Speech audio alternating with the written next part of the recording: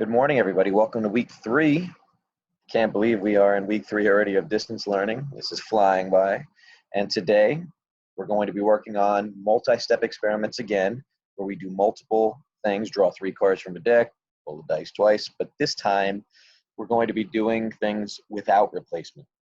In general, independent events are done with replacement. That means the probabilities do not change from trial to trial. Flip a coin 10 times, the probability will always be 1/2. Draw 3 cards with replacement. The chances of an ace is always going to be 4 out of 52. More realistically, we're going to be doing dependent events today, drawing without replacement. So when you draw cards, you don't replace the first card before drawing the second card. All right, so probabilities are going to change. They do change from trial to trial. All right, so let's compare. Number 1 and number 2 are the same exact questions, but 1 is with replacement and 2 is without replacement. So draw 3 cards from deck with replacement. What's the chances of getting a king, ace, and a number card in that order? Well, there are 4 kings, so 4 to 52. There are 4 aces, so 4 to 52. Number cards, again, are 2 through 10. That's 9 cards. 9 cards times 4 suits.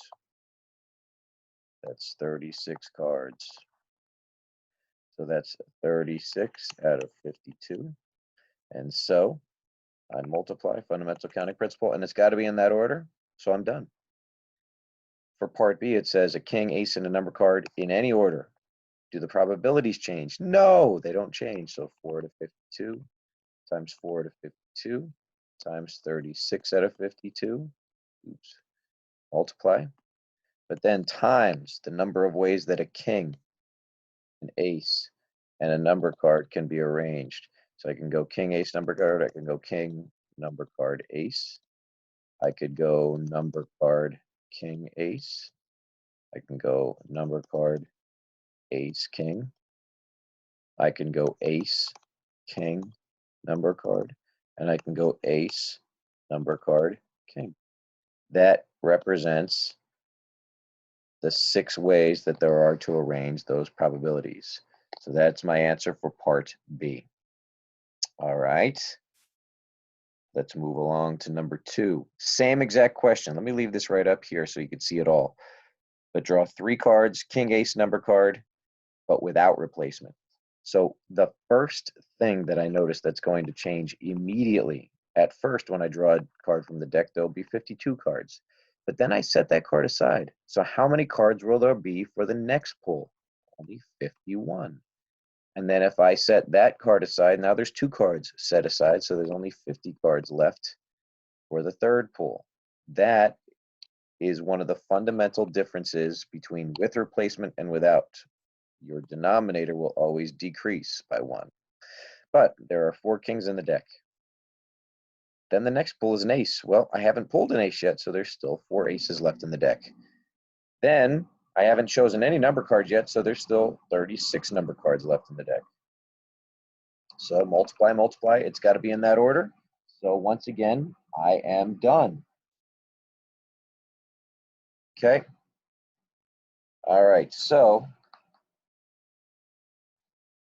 king, ace, number card in any order.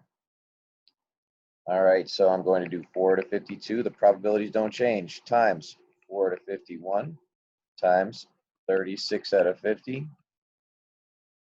And then I'm going to multiply by the number of ways to arrange king, ace, number card. Guess what? That doesn't change. It's the same 6 ways, whether you're drawing with or without replacement. So I'm going to multiply times 6. But the fundamental difference between with and without replacement is that your denominators definitely decrease, and perhaps your numerators will too. We'll get to that. Okay, so let's go to number 3. Pause this video and replay examples whenever you need. There are 5 red and 15 white marbles, so 20 marbles all together. So what's the chances of drawing a red, a white in that order, but with replacement? That's huge. So there are 5 red marbles, so 5 out of 20.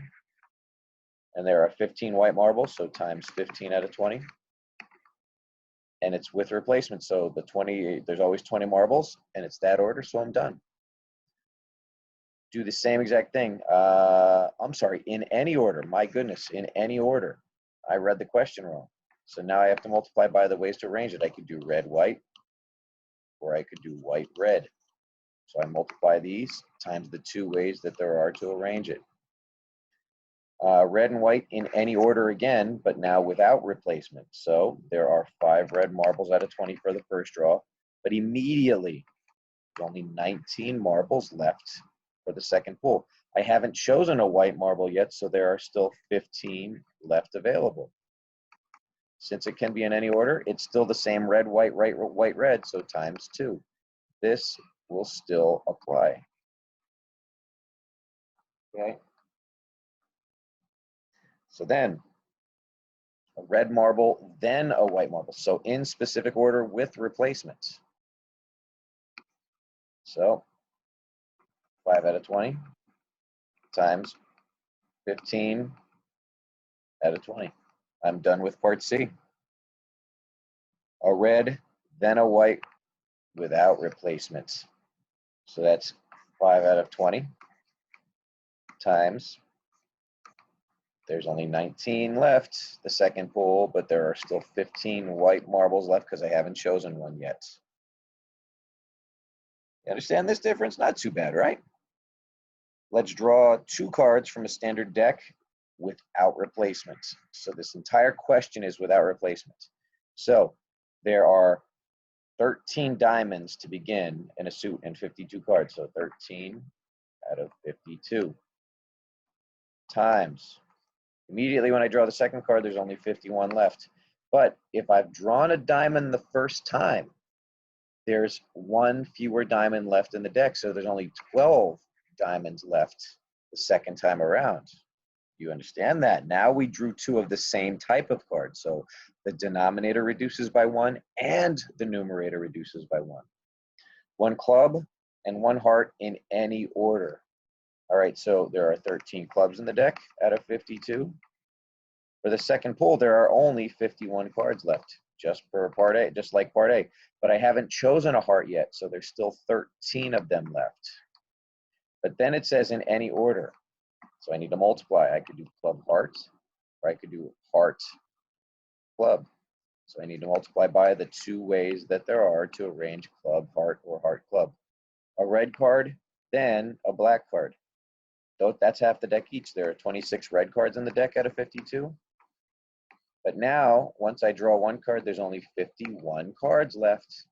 But I haven't drawn a black card yet, so there's still 26 black cards left in the deck. There we go.